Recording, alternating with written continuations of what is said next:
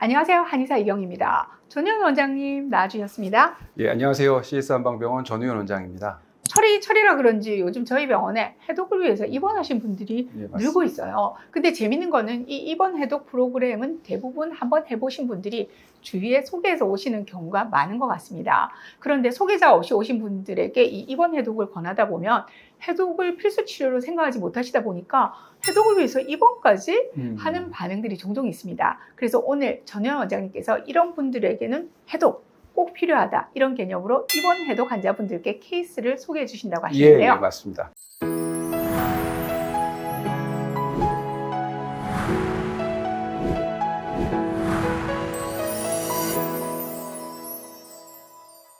내가 해독을 해야 해? 왜? 무슨 이유로? 이런 의문을 가지신 분들 많죠.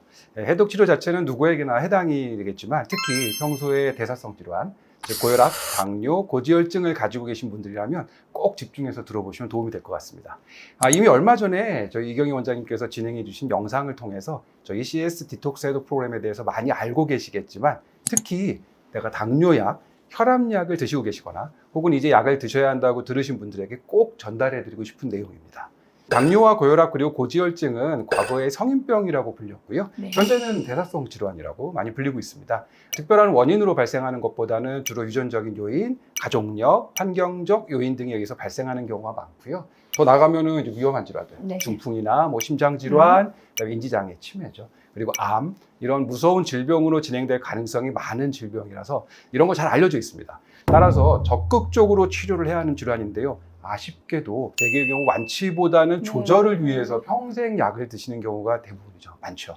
그런데 혹시 당뇨하고 고혈압 이런 걸 대사성 질환 말고 다른 이름으로 뭐라고 부르는지 아시나요? 그거 제가 잘 알죠. 그렇죠. 바로 예. 생활습관병인데요. 특히 제가 건강 강좌 등 강의를 하게 되면 저는 지금도 꼭 이 이름으로 강조하고 있습니다. 왜 그럴까요? 바로 여러분이 매일매일 습관적으로 해오고 있는 식습관, 운동습관을 포함한 생활습관이 이 질환들을 일으키는 원인이 되기 때문이죠.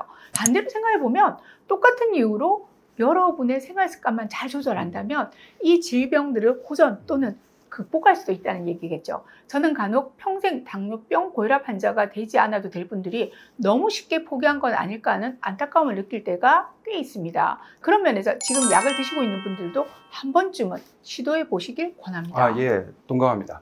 그래서 오늘 이 시간을 준비했는데요.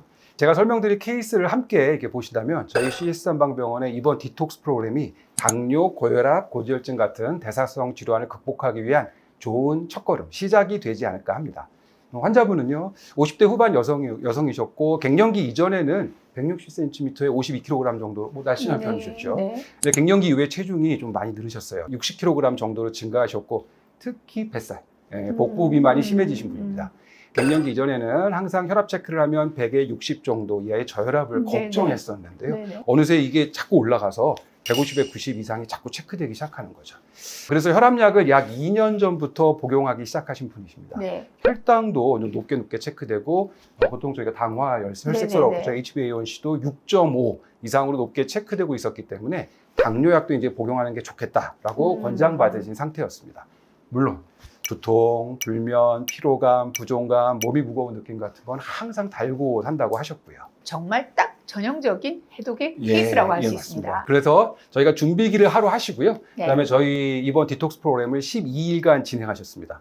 결과는 매우 놀라웠습니다. 체중은 4kg 정도 감량되셨는데요. 그 정도?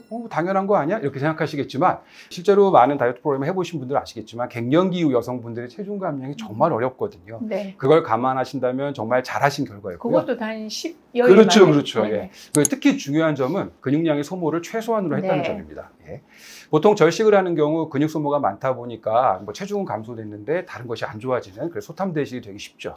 이번 기간 동안에 아주 초반을 제외하고는 혈압약도 드시지 않으셨고요. 네네. 그러면서도 정상 혈압을 유지하셨고 혈당은 당연히 정상 범위셨습니다.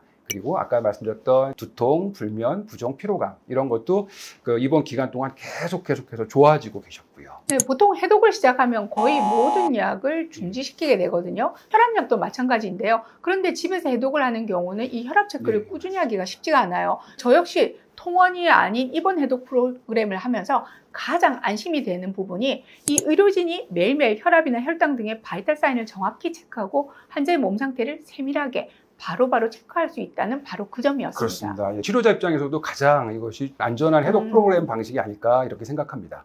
평소에 혈압약을 수년간 복용하셨던 분들은 집에서 혼자 이 디톡스 프로그램을 하실 경우에 과연 네. 내가 혈압약을 복용하지 않고도 괜찮을까? 이렇게 불안해하시는 경우가 많은데요.